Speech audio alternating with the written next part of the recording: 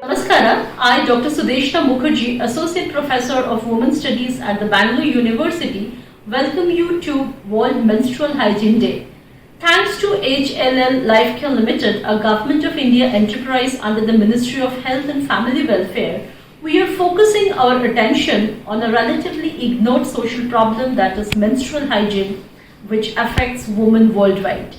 A report titled Spot On, prepared by the NGO Dasra, found that in India, nearly 23 million girls drop out of school annually due to lack of proper menstrual hygiene management facilities.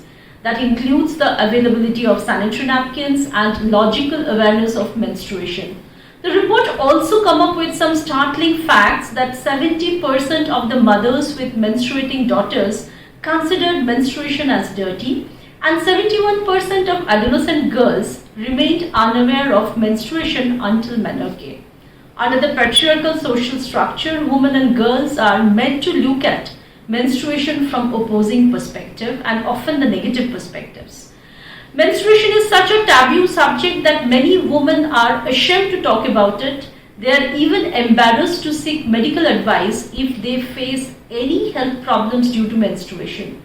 Rather than considering it just as a biological process, they carry many burdens and inferiority complex due to menstruation.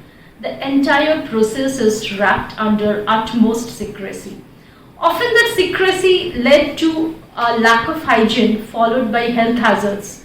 We must remember that more than 80% of India's menstruating women do not use sanitary napkins.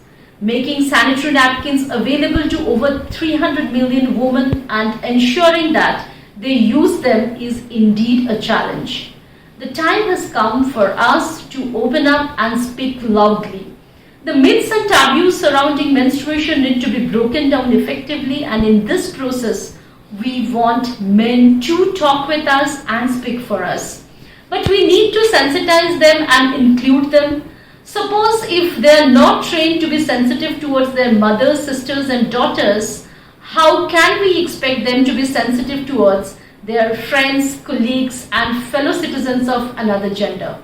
Charity begins at home. We have to start this movement. Yes, I call it a movement from our home by sensitizing men and making them sensitive to the issue. But considering the socio-cultural and economic diversity of the Indian family structure, our school education system must be equipped to address the issue for both boys and girls through a structured curriculum. Let's start the talk. Thanks.